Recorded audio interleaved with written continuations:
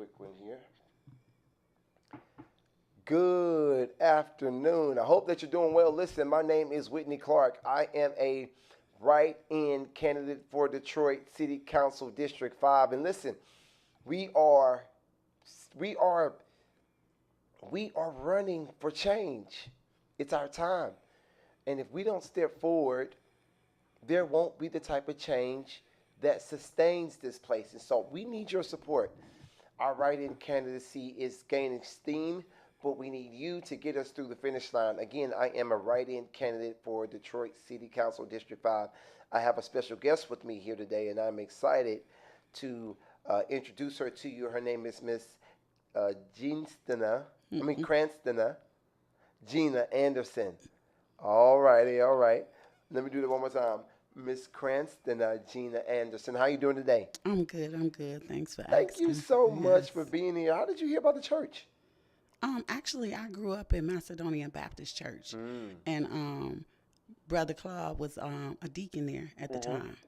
So I ran into him at another minister's funeral, and Okay. he told me to come on over and tell the church what I was doing.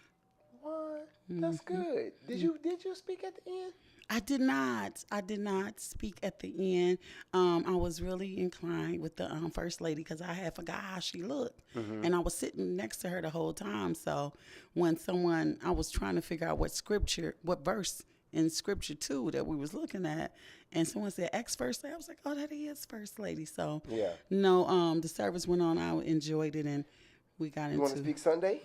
You can come. that'll be fun. That Yeah, would be I want you fun. to come and talk Sunday and really lay out your vision. I know that is District 2, but I'd love for you to. No, I'm in District 3. I know. Well, I know our church is in District 2. No, it's not anymore. Oh, is it moving into District 3? It moved into District 3 when the spring changed. Everything from Woodward all the way down to Kelly is now 3. So our church is now in District 3? Yes, it is. Yep. 8 Mile to 6 Mile Woodward, all the way down to Kelly, 6 Mile to 8 Mile. What? Yes, it's in District 3. I gotta look at the. Well, that's not. I'm I'm connected to the district boundary because of the church over there, but I wasn't aware of what happened as a result of the move. I was under the impression that they That were was in the the- same district. But that's good. Okay, so that increases The reason for population. you to come. No, that increases the reason for you to come. We'll be speaking to people in our neighborhood. Right, right, And I right. can get you into Greenfield Union, but they're saying that a lot of the children there are bussed in. Right? Is that something that you've heard about? Bust in. I know we were bust out years ago, Yeah. from Mason down to Trix Elementary, which is in Shaner and 8. And Mason is was on Mitchell Yeah. near 7. So bust in. Where are they busting the man from? I don't know. That's. I was speaking to a lady that is a educator there, and she was saying that it is they're getting bussed in. And nevertheless, I want you to give us that formal introduction because I haven't heard much of you. I haven't seen much of you, but certainly meeting you Sunday after church was a pleasant encounter, certainly. And then seeing you again at that event, as we discussed, was very, very almost divine. You know what I mean? And so that's fascinating. But before we jump into all of that, who is Miss Cranston Gina Anderson? Why are you running for city council? Give it to us. I'm excited to hear it all. Okay. My name is Cranston Anderson. Everyone calls me Gina because I grew up with that name. UAW members know me as Gina Brown. I'm auntie. I'm mom. I'm everything in our neighborhood. I'm the go-to person. I'm Yeah. actually a community association block club president, and I work in my community to try to keep it clean, and organize and safe and unify us. That's what I believe in. That's people over politics is my platform. I want a premium quality of life for our whole district. I would like to see when we tear down houses, we build them back up. And I'm learning about the architect in our area, how we tear down a home on 30 square feet, but we can only build on 60 square feet. So that adopts this ideal that I have. Why can we only build on 30? I mean, on 60? It's the ordinance now based on the The square footage of going underground, I don't have all the Is that something details. that you would change from city? I mean, No, not from 30 to 60 because my vision, it includes that. I mean, it works for the vision because what happens is that these homes that we've been living in forever, they're too small. They are too small. We've raised children in them, but the wear and tear that's put on them can't sustain family activity anymore. Yeah. And then you need more space. You need us to be comfortable in our space in Detroit. We didn't recognize when we moved in the area that this was going to eventually be an issue because it was small families, and most of them was black families moving in. They had lived in projects. They had lived in 500 square feet for a apartment. How do you get the bigger houses built? I mean, so you're talking about, Development. okay, Yeah. tell me more. So you're talking about development. You're talking about having architects coming in and creating investors coming in and flourishing the ideal, the vision. The vision is if we're going to build, it takes about 150 to redevelop what we already have, 150,000 To redevelop a, house that we already have. So instead of tearing them down, if they're sustainable, if they have the structure that they need, we can put into them instead of gutting them out. Instead of gutting them out of the ground, we would go in and we would renovate. and then when they're looking at these homes, they're saying that many of them can't be brought back because of the conditions that they're in. That's the argument that I'm hearing. Is that something that you've heard? Because they said, yes, we've assessed what it would take to fix the house. I mean, in theory, you can fix anything, right? You just essentially just rebuild it in its own likeness, but it's just not worth that. It's that's what people are saying, and so I want to pick your brain on how you believe you can use city council to break through that. So maybe we might need to remove the ordinance from 60 back to 30 because they're not going to rebuild. They're not going to renovate these homes.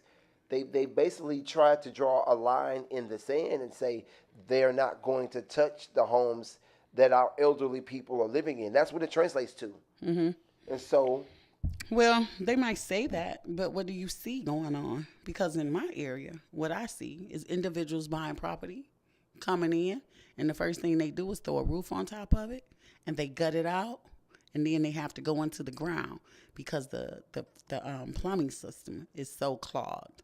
So then, and that's what we're supposed to be doing all over Detroit, getting rid of the galvanized piping and putting in new systems where our water infrastructure works better. now who's going to do that? And I'm asking this question because and I want to pick your brain on this GLEWA, Great Lakes Water Authority, and how you feel about them. Our highway is flooded here. Our faucets have been, running into the city streets downtown for the last 4 days. Our water is brown at the moment, our water isn't even actually working. And so, and then, but I'm connecting that to the fact that we do need this type of investment in our neighborhoods where people are having access to grant funds or just repair funds for the same drainage that you're speaking of. But whenever you begin to go up the ladder and try to solve problems, it seems as though GLEWA is the entity that has to make it happen, and they've got a longer term project or an excuse as to why this isn't happening in the neighborhoods. And so, speak to it. What do you think about all of that? I would think that if the problem is downtown and they haven't fixed the problem downtown, they're clueless about how to fix it in the community. And that is one of the reasons that Flint end up having so many sick people and having lawsuits about how the water business was done in Flint. Did you see that on the news about the brown water? Today? Yeah. No, I didn't. Our water's been brown for the last 4 days out here.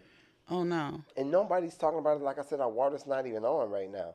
Right, I heard you see where we're located is in proximity of what should work and what shouldn't. You know what I mean? Right. So it's working for the businesses down here, but it's not working for the residents It's down my here. understanding that the hotel, I actually went to the hotel gym a couple of days ago, and their water was orange coming through the faucet. I think what it does require is for us to be in the right places, having the right discussions so that we can learn more. Yeah. Because to sit here and arbitrarily say, I know what to do about that. No, because we haven't sat in the right places that we need to sit. We haven't been at the table at the board meetings that should be open to the public and listen to how they're handling business so that we can have some input.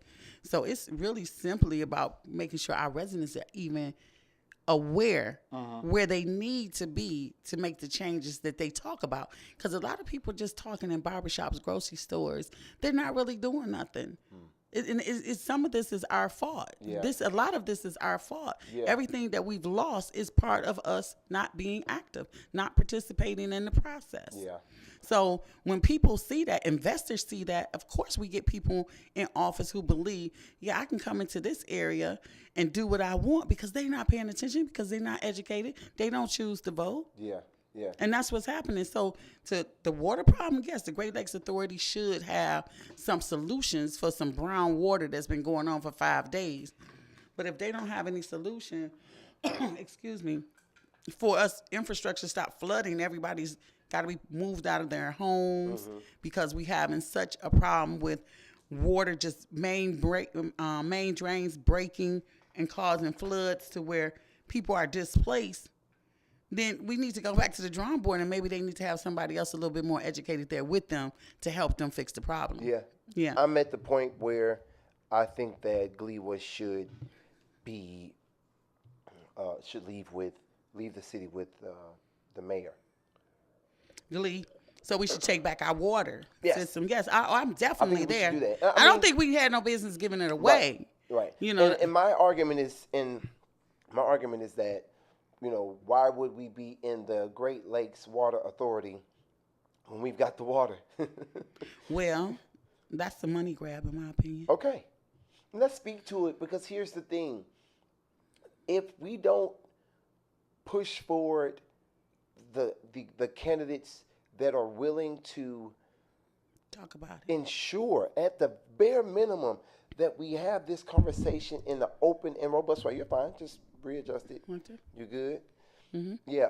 We just have to make sure that we have this conversation in an open, robust way, from the perspective that whatever we want to do, we can do. Whatever we want to figure out, we can figure out. Whatever rules we want to break and whatever we want our lawyers to tell us, we can figure it out. Right. Where there is a will, there is a way. Yes. And we're not going for anything less. And so tell me on this end, though, tell me to this end, what do you think your biggest differentiating factors are between you and Scott Benson? Well, you know, and I haven't really had too many close encounters with Scott Benson. I understand him to be a professional, cordial, you know, individual. So tell me a little bit more about what it is that you believe he has not done right, and or what blind areas maybe you brought to his attention and he's refused to really address, and how you're going to turn that into legislative policy that you know, ensures that we have change on those issues. What are your differences, and what are the ordinances and the legislative ideas, and what are the levers that you want to pull in order to create some change? So I've had the pleasure of speaking with Scott on several different occasions, and I think one of the first times that we encountered each other, he came out to a Pull cleanup. that mic just a little bit closer in, just the whole thing. Yeah, that's fine. Yeah, that's better. Yeah, that's good. Okay. Perfect. So yes, yeah, he's a very smooth talker. He's articulate about what he says he's doing. But the problem that I'm having, let me say the problem. The difference between me and Scott is that I'm a Detroiter. Scott's from California, first and foremost. I sincerely care about what happens to our community, and I would not even be on the ballot if Scott was doing his job. If I felt like that we were being services and the things of quality of life were happening in my community. What I do see is money grabs. I see that business comes into our area that we don't know about until after it arrives. I see people say that we don't need marijuana dispensaries or him to casually tell us this is about to happen when he thinks that's not what we want. But do they run a campaign to help us stop this stuff from embedding itself into our community, harming our children? No, it's not enough done to make us aware of what we need to do to stop the stuff that's taking us down. So we made marijuana legal, okay?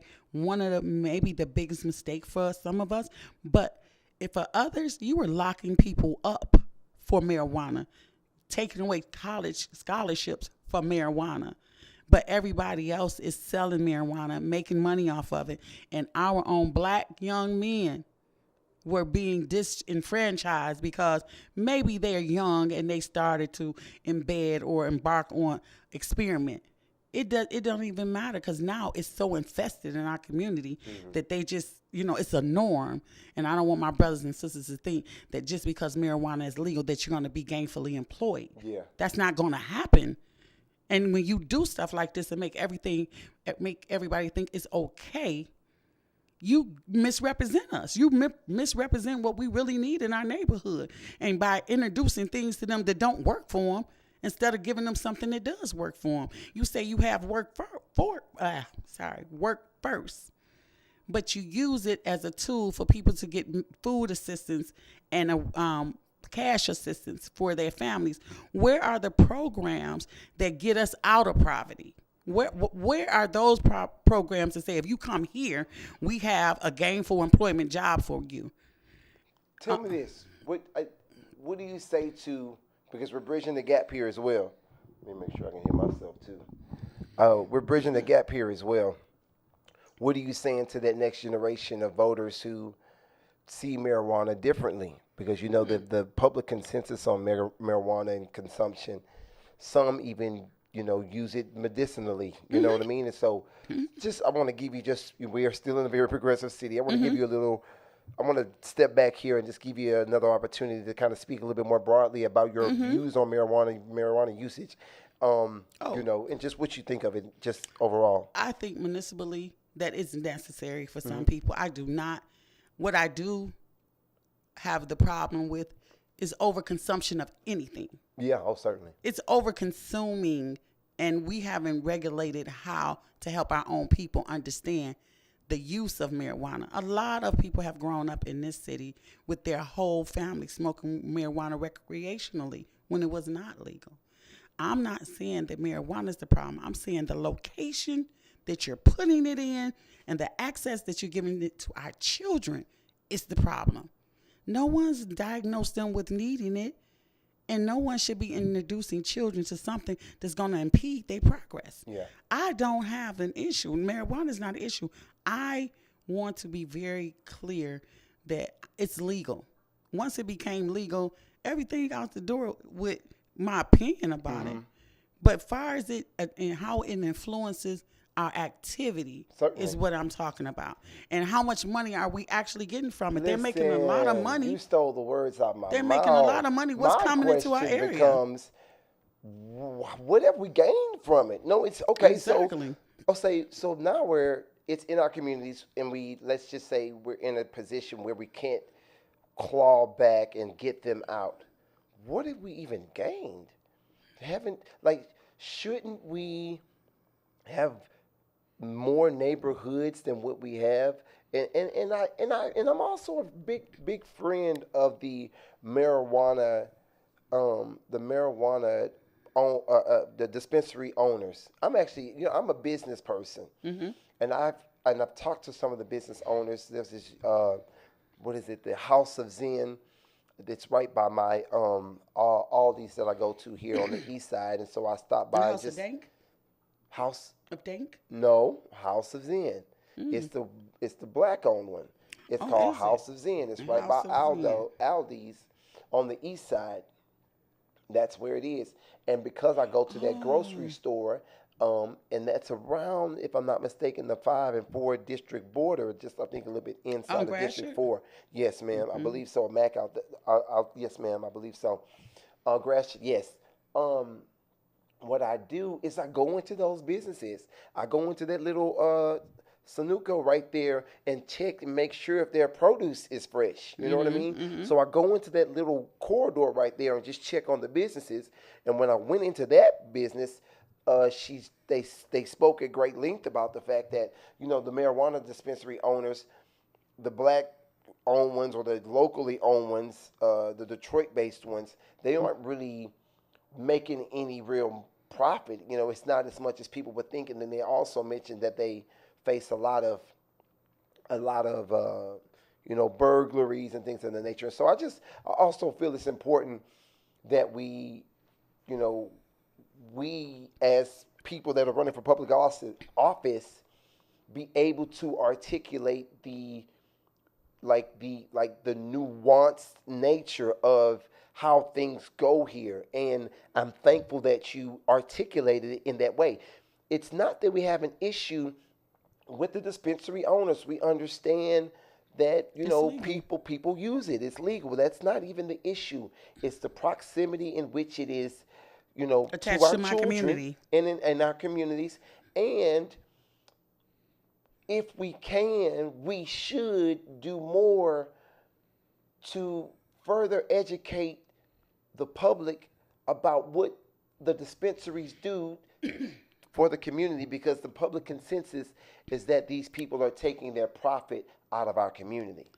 First, I just want to speak to this part because I want those who feel a lot different about it even being anywhere, not legalizing it, don't want to have nothing to do with it. I don't want to forget about them, and I understand them, and their life has been in such a manner where they haven't been introduced to it. But in the black community, it's the norm, okay? And before it was legal, it was the norm. They only legalized it so they can make money off of it. But I do have a problem with you having all this land somewhere else, and you're not. If you're going to legalize it, if we were going to legalize it, then we should have been making sure that we were dotting all our I's and crossing our T's by looking at land, looking at how it was produced, if it's organic or synthetic, if it's sativa or indigo, whatever. Believe me, I know young people that educate me about this. That's their choice.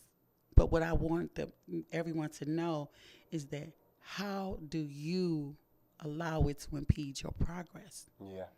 An employer does not want to hire. I want to bring investors into my community. Yeah. What's going to happen when I don't have any viable candidates to take the jobs because everyone is on marijuana? Yeah. And then everyone wants to say they're entrepreneurs. They're doing We their just own live in business. a society where everybody just overconsumes. It's not even a matter. You know, my pastor, when I was a little child, years ago, Pastor James Brown, senior pastor, Greater Barbers Chapel, 801 MLK. I think I may have asked him if he drank or something, and he just would always say, "All things in moderation." You know what I mean? You know what I mean? And so my thing is, whatever your thing is, you know, barring, you know, I guess hard cocaine, it's like. But I think we have a culture where people are just weeded out, and it renders them ineffective in their communities. And again, I thank you for speaking to the difference. Some people smoke. It's my understanding. Some people smoke and clean their whole house, right? Yes. And yes. And yes, then some people yes. smoke and then they just sit there all day. Yes, Right. Yes. And now it's almost like driving drunk if you're in a car because you're sitting at a light, the lightning turn green, and you're still sitting there because you're high. Help us, Lord. Right, you know. Yeah. So I don't want to get away from the mental health part of how they use the marijuana. Yeah. Because it's a lot of people out here with anxiety, and it's a lot of people out here with mental health issues that. Insomnia is one of the reasons they give marijuana. Cancer is one of the reasons they give marijuana. Depression is one of the reasons they give marijuana. Certainly. To Let gain me ask weight. you this. It's a lot of reasons that it is used for municipal purposes. I'm just saying that we have a workforce. We have young people sitting around all day, like Pookie and Ray Ray on the porch smoking. I sure hope we move away from those nicknames. But let me ask you this: What do you think about that event that we went to the other day? I saw you at a At the door. Department of Elections candidates forum, and I thought about what we talked about over the phone earlier today, and I said, well, maybe they didn't let you speak because the registration was from 6 to 6:30. Well, But I feel like other people may have gotten there after 6:30. and I didn't get there until like 7:55 though because I wasn't notified. So Yeah. I wouldn't have known if I wouldn't have got some texts from some District 3 members that were there and some residents that were there. So, they know what I'm doing in our community. They know what I've been doing. Even when some of them aren't interested, I still stay grounded in the community. What was it like for you at that front desk? Because I wasn't allowed to speak because I'm not on the ballot. I'm a write-in candidate for City Council District 5. I'd love your support. Just scan that QR code that's on the screen. Again, I'd love your support. My name is Whitney Clark. But what was that like for you at the front desk? And it was enlightening. It was very enlightening that people will go through great lengths to keep status quo. Yeah. So it really bothered me, though. It really bothered me that the election process for citizens has to be so unfair. This is our election department. We count on it to allow us to go through the process fairly and equally. We talk about equity amongst our people, equality among our people, but when it's someone they don't know or someone they are not familiar with, they take them through unnecessary changes that are not required. I believe that's one of the poorest departments in our city that allows us to have to go What do you through. do from city council to change it? As You a legislator? advocate. You advocate. It's a department. It's ran by the county commission, the state. So you have to advocate. You have to show where you see an issue at and how it's very disgraceful to our tax-paying citizens. We pay your tax. We pay your Secretary of wages. State, who is over elections for the state. Hold on.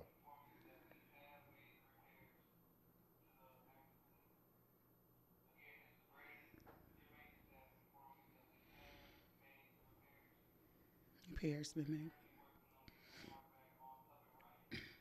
All right, well, that's it. That's live news there.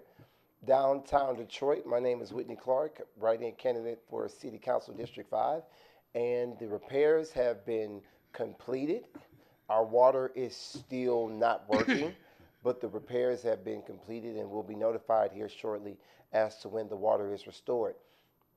Now, here's the issue with the water we were talking about a moment ago. We're not certain if the water is clean. They're just going to cut it back on. But before it was shut off, it was brown. And so we're going to keep our fingers crossed and hope that when the water is restored, certainly the repair that they were referring to is the same repair that was causing the water to be brown, because again, the communication has been lackluster and we are not clear on what is taking place, whether the repair will again allow the water to come back through, but they haven't specifically said that the repair that is being done is the one that is ensuring that the water's clean. And remember, water is a human right. And so the fact that I can't go and wash my hands and trust that I'm actually cleaning them and not infecting them with chemicals it's unfair. And we expect our elected officials to come to the forefront and communicate with us as to where we are with issues like this, because you are selling this city as a world-class city. And if this is a world-class city, then the citizens should not have to bathe and wash their hands out of gallon jugs. And so we need a better brand of communication from our elected officials, and that is exactly why Ms. Cranston. I'm gonna get this right, but if it's the last thing I do, Miss Cranston Gina Anderson, candidate for City Council District 3 Detroit, is here. We're gonna wrap up here in just a minute. Where can people get in touch with you? Have you started knocking doors already? I have started knocking doors. I just would like to say, being a grassroots candidate, this is new to me. Yeah. And seeking people who want the same changes, who have the same love and passion for Detroit, is been a test. Before getting really involved, I used social media on an as-need basis. Now I'm trying to dive in and use it all, and it's not happening like I really wanted to, but it's coming along.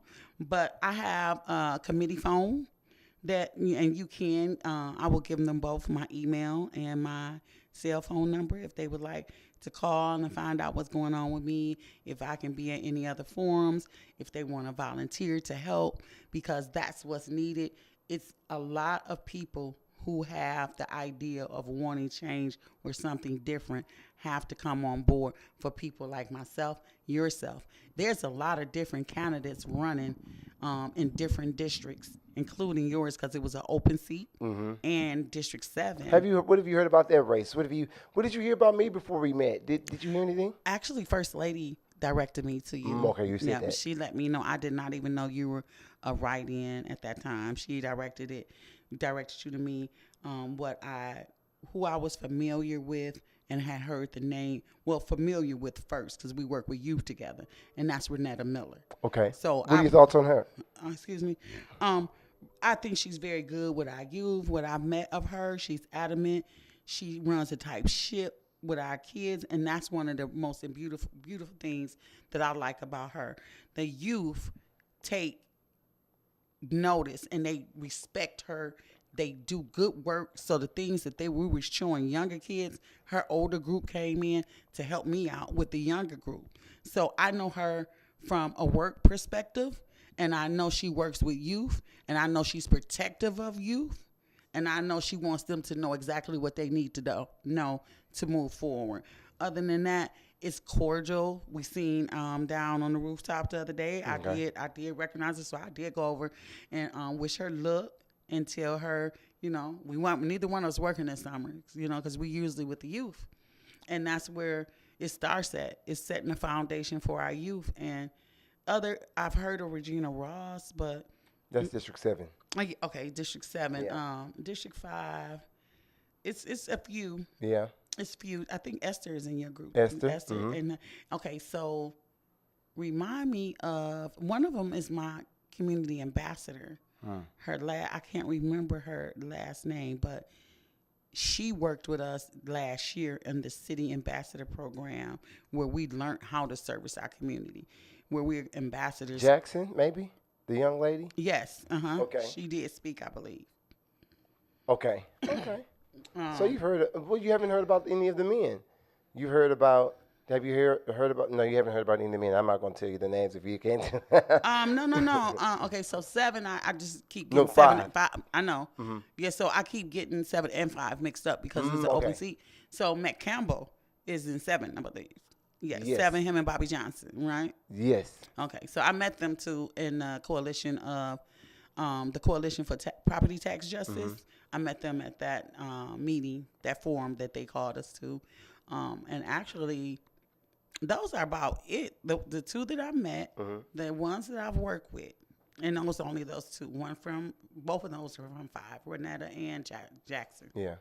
Well, And now I met you. And how many? And writing in Canada and how, and what's so good about meeting you is that I came on this mission as an assignment from God. So when I run into brothers and sisters that's in that same place where God wants us to be, those are the ones that I don't mind navigating towards me or me navigating towards them because we're like-minded. You already know that. Well, other people, when you don't see them in your place of worship, if you don't see them praising God, you don't think that they're like-minded. You might not even think about it at all.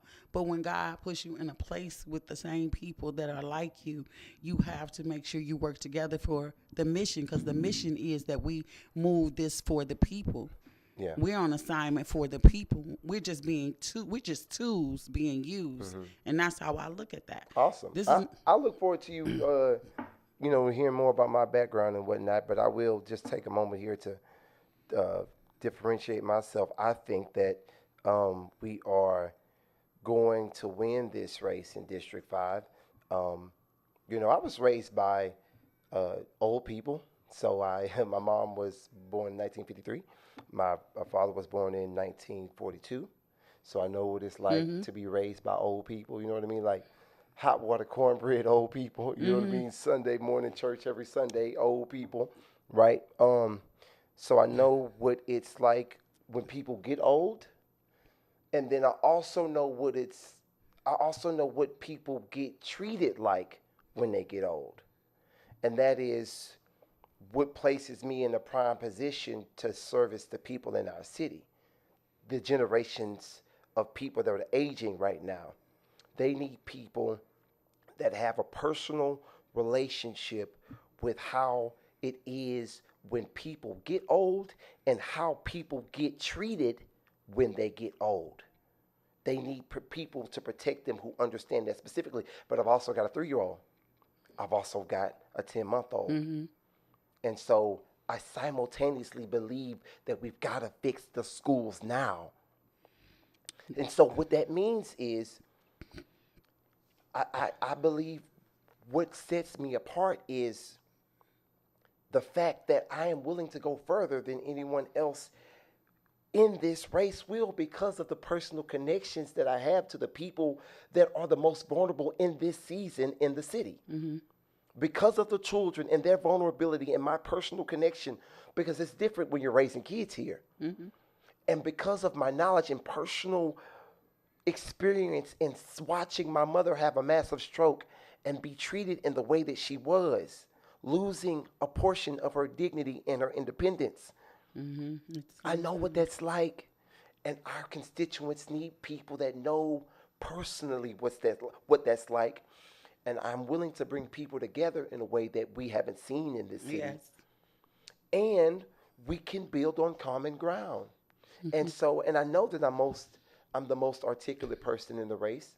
I am the best person to make the case for the structural change that we need. And you've had a couple of encounters with me, and I hope that you feel a spiritual conviction when I speak that compels you to go a different direction. And that is what I am offering to our constituents and to the young families here in the city. I'll say this and I'll let you go because I say we got to close.